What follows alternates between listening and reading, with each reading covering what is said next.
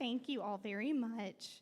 I'm excited to be here. I do come up here generally quite reluctantly because I take this very seriously. It's a privilege and very humbling to be up here and be able to speak with y'all, especially on such an important day. So, happy Mother's Day, guys. I hope you all have a wonderful day today and are reminded how much you're loved and that God has such a big purpose and calling on your life as moms and as women. And he has things for us ways to touch people and ways to touch this world that men can't. And today's the day to celebrate that. So I wanted to start by telling y'all we're going to be in 1 Samuel 1 today, if y'all want to turn there. We'll start at the beginning of the chapter. But I wanted to share with you how exciting my weekend was last weekend. I wasn't here. Some of you may have noticed. I wasn't able to make it because we had a raging, disgusting tummy virus going through our home that everyone in the home was able to enjoy except for Pastor Todd because he was out of town.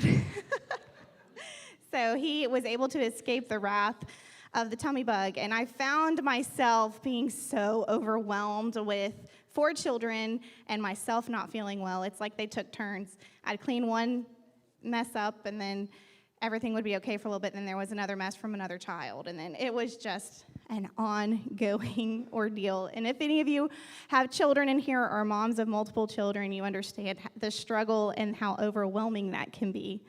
And as I knew that I would be preaching, and I knew for quite some time that I would be preaching about Hannah, I became very aware of how blessed I was to be able to have 4 beautiful children to be cleaning up after. Because there's a lot of people in this world, probably even in this room, who want so desperately to have a child, and the Lord has not been able to bless you with that yet for whatever reason. So I'm just very grateful to have 4 children that are just struggling with a tummy bug, and that I am healthy enough and capable enough to take care of them after. So let's get into 1 Samuel 1, and we'll start in verse 6. I'm going to give you a little bit of background. So we have Elkanah. Elkanah is Hannah's husband. Elkanah had 2 wives, Peninnah and Hannah. And we'll start in verse 6. We understand at this point that Hannah has been unable to have children. Peninnah, on the other hand, has had several. And she's very unkind to Hannah because of it. So verse 6. And because the Lord closed her womb, her rival kept provoking her in order to irritate her. This went on year after year. Whenever Hannah went to the house of the Lord, her rival provoked her until she wept and would not eat. Elkanah, her husband, would say to her, "Hannah, why are you weeping? Why don't you eat? Why are you downhearted? Don't I mean more to you than 10 sons?" Once, when they had finished eating and drinking in Shiloh, Hannah stood up. Now Eli, the priest, was sitting on a chair at the doorpost of the Lord's temple. In bitterness of the soul, Hannah wept much and prayed to the Lord. And she made a vow, saying, "O Lord Almighty, if you will only look upon your servant's misery and remember me, and not forget your servant, but give her a son, then I will give him to the Lord for all the days of his life, and no razor will ever be used on his head." As she kept on praying to the Lord, Eli observed her mouth. Hannah was praying in her heart, and her lips were moving, but her voice was not heard. Eli thought she was drunk and said to her, "How long will you keep getting drunk? Get rid of your wine." "Not so, my lord," Hannah replied. "I'm a woman who is deeply troubled. I have not been drinking wine or beer. I was pouring my soul to the Lord. Do not take your servant for a wicked woman. I have been praying out of great anguish and grief." Eli answered, "Go in peace, and may the God of Israel grant you what you have asked of him. Point 1, we learned in that reading that Hannah struggled. Her purpose and her value was wrapped up in having a child. And in that time, it was everything to have a lineage. If you will look back, if you read in the Old Testament, you will see the lineages, and especially in the first 5 books of the Bible, you can read on and on and on about who was the son of who was the son of who. And that was of great value to them, sometimes even more than wealth. That was their wealth, was having children. And she was not able to have them. And not only was she not able to have them, we're ourselves' worst critic, right? She was upset with herself and angry with herself. But not only did she feel bad about it, but the people in her life, her rival, her husband's other wife, would put her down for it too. And she bitterly, the Bible says bitterly poured her heart out. So bitter that the priest thought she was drunk. And what does bitter mean? I like to look it up just because I feel like we can learn so much by looking up the word.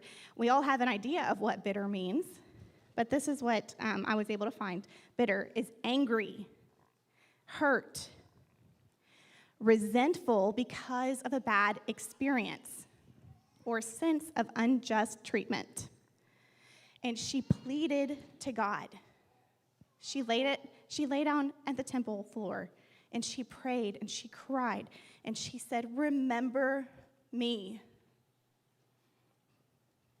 She grieved on the floor there at the temple. I can think back of a time in my life where I was pretty desperate for something. It was June 28th of 1998. I was on the floor in my room on my knees praying to God, "God, please don't take my mom from me." I was 12 years old, begging that he would not take her because she was in the hospital and had just been diagnosed with leukemia. And I had not had much experience with cancer in my life, but I just begged the Lord, I'm 12 years old, I've got a lot of childhood to go. Please don't take my mom from me. I was scared. I prayed for protection for her. It was ugly. It was raw. And it was real. I wasn't angry, but I was sad and I was confused. And through that time, we had an incredible church family when we could not hold our arms up any longer that came and held our arms up for us. They came and brought us food. They offered to help take care of my brother, sister, and I, as my mom had to be. We lived in Abilene, the great town of Abilene, and she was being treated at Harris, downtown Fort Worth. And we had people that offered to take my brother, sister, and I in so that my dad could be with my mom during that time. We just had an incredible support group.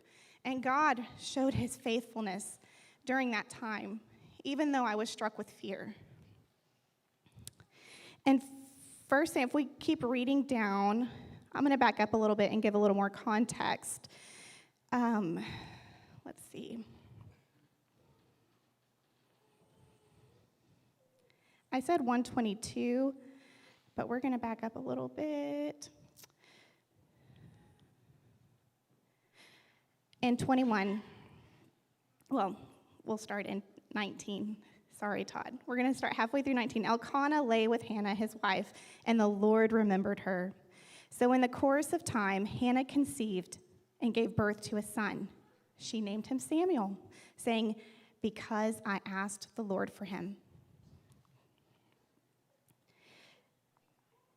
And then in 22, or 21, we'll keep reading. When the man Elkanah went up with his wife and all his family to offer an annual sacrifice to the Lord to fulfill his vow, Hannah didn't go.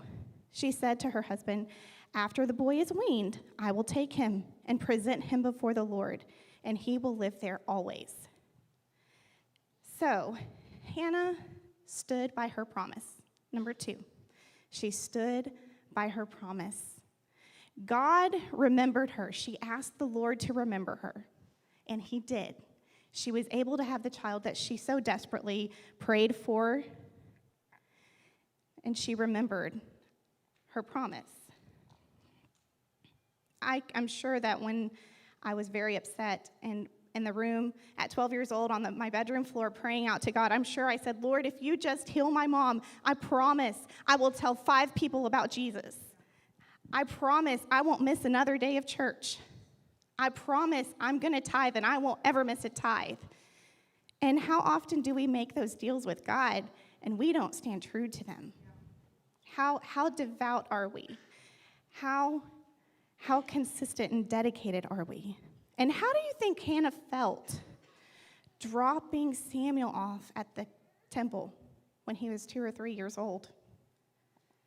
When she lived far away?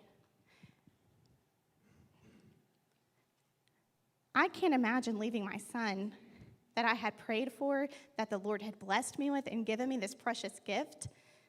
I would have a hard time with that. But she stood by her promise. And Hannah had faith that God's purpose for her baby was bigger. She knew he had a greater plan. And in God's hands is where Samuel needed to be.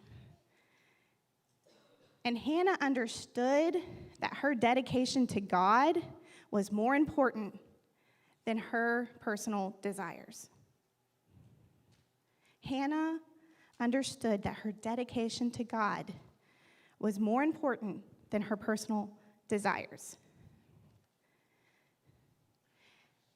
A few years later, I met the man of my dreams, Pastor Todd, and we had a beautiful son, Noah. And he'd come down, he was sick.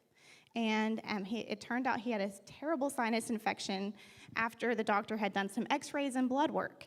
And on the blood work, it did show one thing called his alkaline phosphatase. I'm a nurse. I had never heard of alkaline phosphatase. I had just seen the little initials on the lab work, and it was through the roof high.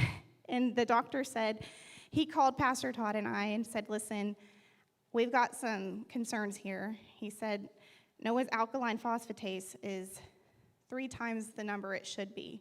And he said, I've seen that one other time in my career. And this man's in his 60s at the time, seeing this one, the second time in his career. And he said, and that child had cancer in his sinuses. And we were struck with fear. I was paralyzed with fear. I didn't know what was going to happen with him. I didn't know what the plan was going to be. He told us, it was on a Friday, he told us to. We had him scheduled for a CT at Cook's, and they had to do the CT. And it took a few days to get those results, and then he called me with the results and said, there are no signs of cancer. God heals. He heals and he hears our prayer. We had to follow up with a specialist, and nothing big came of it, but I was just blown away at God's faithfulness with Noah and dedication to Noah and our family. But the fear that was in me before that, Satan used that and allowed it to consume me. I was not a pleasant person that weekend. I was a woman of fear. I was a woman who feared. I was very uncertain, and it reminded me a lot of the time that I was on my knees dealing with my mom's cancer. And I'm going to tell y'all, she's here this morning. I've seen God's miracle working healing. She's not supposed to be here. There's been a couple of times that we have had to fight for her life. She has had to fight for her life, and she's here today. God is faithful. And my son Noah is here. I have 4 beautiful, healthy children. May we have the faith and the confidence and the dedication to the Lord that Hannah has when the times get tough. In 1 Samuel 2, 1 through 11, so Hannah has dropped Samuel off at the temple with her incredible faith. The Bible doesn't say she cried, she wept, she mourned for the loss of her son, the sacrifice of her son. She is literally sacrificing her son to give him a life to honor God, where she won't be with him all the time. She was not bitter, she was not sad. You know what she did? She praised God. Number 3, Hannah praised God. And I'm going to read it to you because it's an incredible prayer. It's not a, woe is me, my life is horrible, you've given me this son and now you've taken him away. No, she praised God because she had the ability to have this child. My heart rejoices in the Lord, and the Lord my horn is lifted high. My mouth boasts over my enemies, for I delight in your deliverance. There is no one holy like the Lord. There is no one besides you. There is no rock like our God. Do not keep talking so proudly, or let your mouth speak such arrogance, for the Lord is a God who knows, and by him deeds are weighed. The bows of the warriors are broken, and those who stumble are armed with strength. And those who were full hire themselves out for food, but those who were hungry hunger no more. She who was barren has borne 7 children, but she who has had many sons pines away. The Lord brings death, and he makes alive. He brings down the grave and raises up. The Lord sends poverty and wealth. He humbles and exalts. He raises the poor from the dust, and he lifts the needy from the ash heap. He seats them with princes, and he has them inherit a throne of honor. For the foundations of the earth are the Lord's. Upon them he has set the world. He will guard the feet of his saints, but the wicked will be silenced in darkness. It is not by strength that one prevails. Those who oppose the Lord will be shattered. He will thunder against them from heaven. The Lord will judge the ends of the earth. He will give strength to his king and exalt the horn of his anointed. That is what she said when she dropped Samuel off.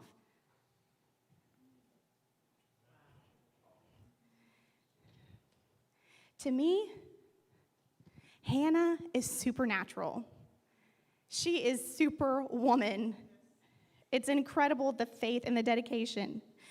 I would have a hard time leaving my son, but she knew that that son wasn't hers. That son belonged to God. I love my children. They bring me so much joy. But where's my faith sometimes? I need to have supernatural faith like Hannah. You need to have supernatural faith like Hannah. And I feel like many times we take a lot of things for granted. Just living here in Texas, we are so richly blessed. We have electricity, clean water, a roof over our head, a car that starts when we put the key in the ignition, a warm bed to sleep in. Things that we should appreciate and thank God for daily. These are things that we take for granted. We might not have the nicest house, the fastest car, the newest phone, but we are blessed, and we need to thank God. And all those are tangible things. We can thank God for those, but what we really also need to consider are the things that we don't see. Those bows that our warriors have that they're ready to let go of that God breaks. What's going on that we can't see. How he opens up the barren womb. How he removes the cancer that was there in the last scan. Those are the things we need to praise God for and remember him because he remembers us. And number 4, Hannah was rewarded. 1 Samuel 2:19 through 21 says, each year his mother, Hannah, made him a little robe and took it to him when she went with her husband to offer the annual sacrifice. Eli would bless Elkanah and his wife, saying, may the Lord give you children by this woman to take the place of the one she prayed for and gave to the Lord. Then they would go home, and the Lord was gracious to Hannah, and she conceived and gave birth to 3 sons and 2 daughters.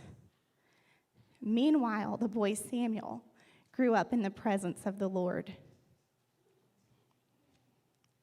Eli continued to pray for Hannah, and her desire was to have children, and the Lord gave her those children. She was dedicated and gave her first to him, and he blessed her abundantly. I am so blessed to have 4 beautiful, healthy children. We have food in our pantry at home. We have clothes. We're blessed to know our parents. Our kids are blessed to know their grandparents and even great-grandparents. I had a job as a nurse a few years ago. I worked, get this, for 10 years at Harris downtown Fort Worth. And I would not have had that experience, I truly believe, had I not gone through that difficult time with my mom.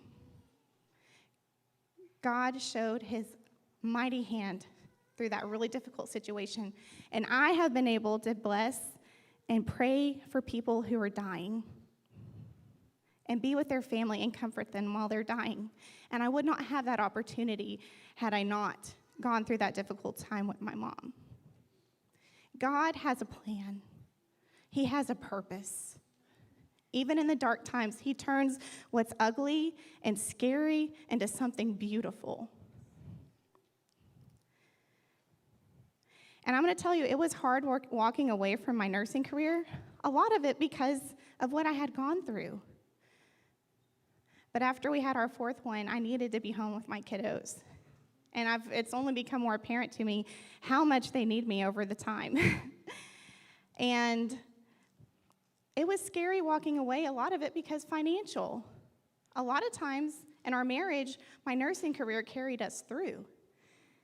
And it was scary, but God has provided. We have not gone without.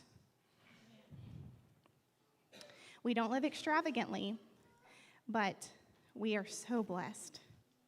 And we are richly rewarded by the grace of God, not financially necessarily, but 4 beautiful, healthy children.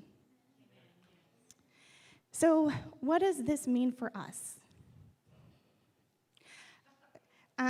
Pastor Todd wanted to make sure that I let y'all know Hannah was very brave and kind to bring her child to the temple. He does not want your children. He wants me to make sure that I say that.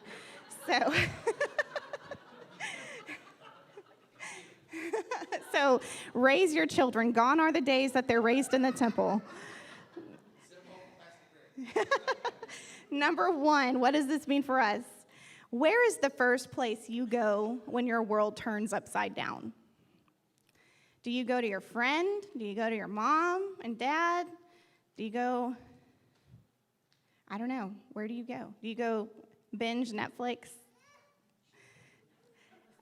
When you have damaged relationships, you have a relationship with a child, a parent, a marriage. Where do you go when your life turns upside down?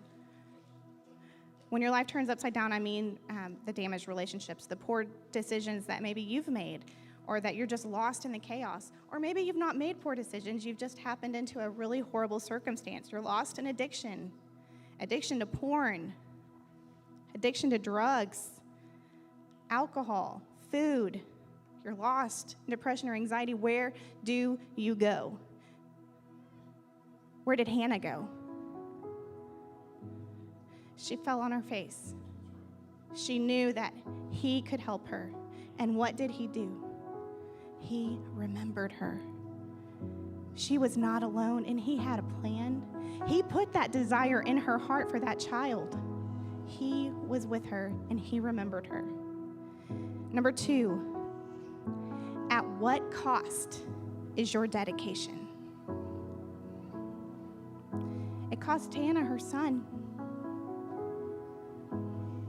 It cost her her reputation for a while there. At what cost is our dedication? When is the last time that we grieved at the feet of Jesus? When is the last time we poured our heart out to him?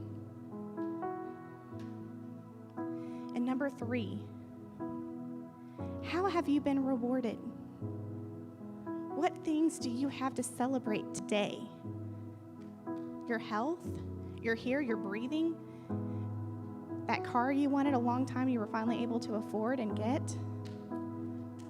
You're here, as Pastor Tina said earlier, with your child or your mom. Your mom is here. You are richly blessed. There are people in this room who wishes that their mom was in here with them. And they're not. We are so blessed, and we have got to stop taking things for granted and realize who those blessings are from.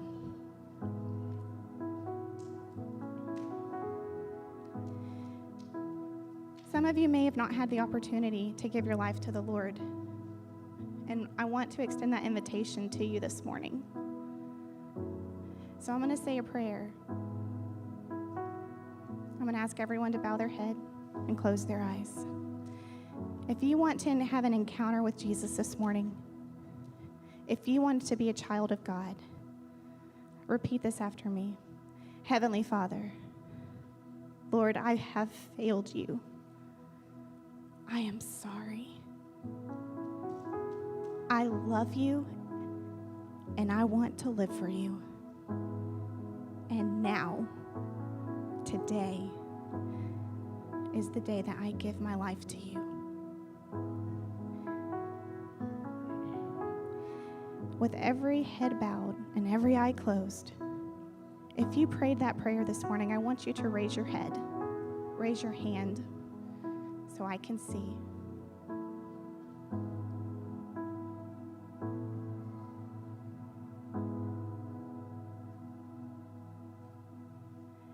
Okay, everyone look up at me. We can learn so much through this story. And I don't think it's a coincidence that the Lord laid it on my heart to talk about this today, which also happens to be, if you're following along with the YouVersion, with the church read along, y'all read this very story this week.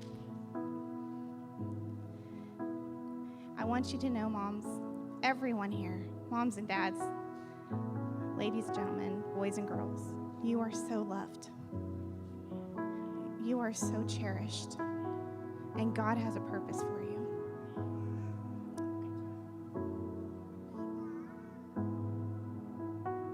Now I'm going to invite Tina up, and we're going to do the exciting, fun part.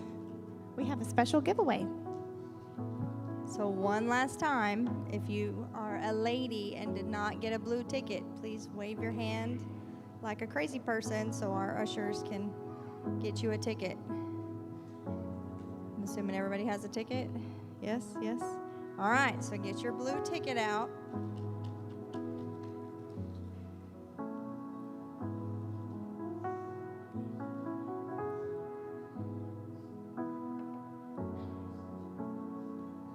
All right, 108-0458. Woohoo! Come on now.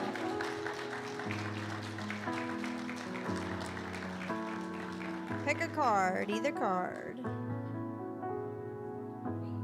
We promise these gift cards won't disappoint. I mean, they wouldn't disappoint me, I know that.